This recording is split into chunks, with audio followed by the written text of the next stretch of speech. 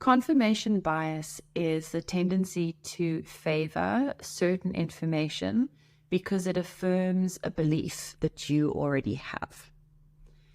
Our society and human nature at its very core is laden with confirmation bias.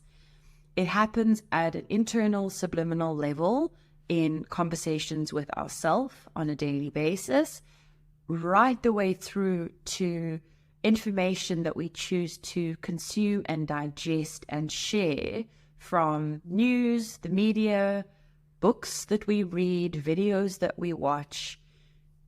To be human is to be biased. And part of personal evolution and coming to understand ourselves is coming to understand what are we biased towards or against. And it's not that there's anything wrong or right. It's just a particular flavor of perception that we all have. And by coming to understand our personality and what motivates and drives our behavior, we can start to pick up on these nuances in the way that we perceive ourselves and the world around us. We can start to see that we have this lens and this filter that is consistently and constantly up when we look at things either internal or external to ourselves. So if confirmation bias is favoring certain information because it confirms a pre-existing belief, and we look at that from a personal, subliminal standpoint, that would look like, I believe, and this is all subconscious, of course, I believe that I am not worthy of a solid relationship. Let's take a pretty stock standard example, common example.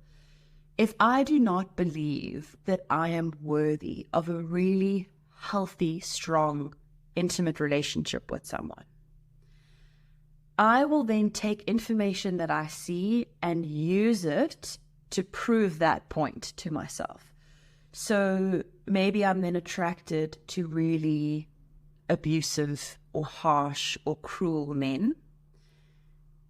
That information that is then fed back to me tells me either overtly from this person or covertly in their behavior that I am not worthy of anything better. So subconsciously, my mind goes, see, I was right. When we believe something about ourselves, whether we think that we are not smart, that we aren't a good singer, that we're not pretty, that we're not successful, that we can't focus, whatever it is that we believe, we are constantly, subconsciously looking for evidence that proves that to be true. So another example would be, if I believe that I cannot focus, I don't think I could focus for longer than 20 minutes at a time. Every time I then get distracted or I find it difficult to lean into a task, my brain goes, see, I was right. I can't focus for longer than 20 minutes. And just like a muscle, that belief grows even stronger.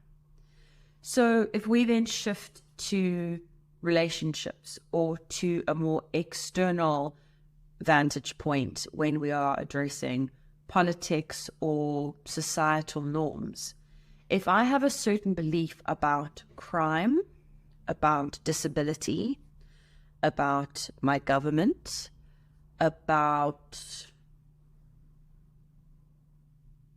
homosexual relationships, about race, about money, the same thing will apply. I will always look for evidence that will confirm the story I have in my head. It is part of being human.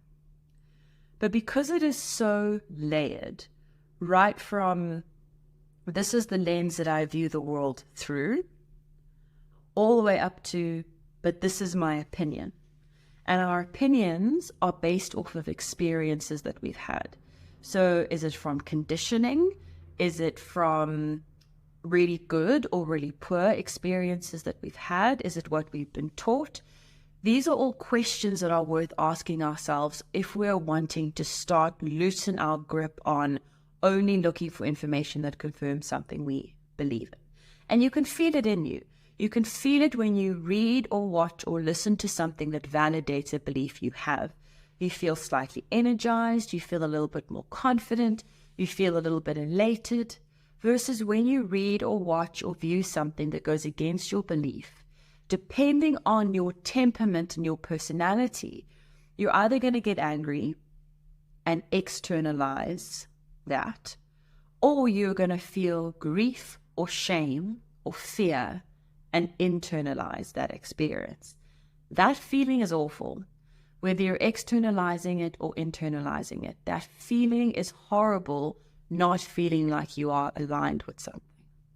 So instead of it being a, does what is said align with what I think or don't think, we need to zoom out enough to say, I understand that I am biased. Naturally so, I'm human. I understand that I have a particular temperament and personality that dictates the way that I show up in the world. I understand that I have certain conditioning and I have certain experiences that have shaped the way I view myself and the world around me. Taking all of that into consideration, I also know that I've got really strong preferences that make me feel safe, validated, seen, in control. And if I know that all of these variables contribute to the way I view and consume information, I know that I can have a looser grip on that experience, that I can start to take in information while acknowledging what it's doing inside of me. It's either triggering me in a certain way or it's validating me in a certain way. And all I need to do is observe that shift in me, notice what it is or isn't doing to me, and consider that there is another point of view. Confirmation bias is what it is to be human. It's just, do we decide to use it as a weapon or do we decide to use it as a tool?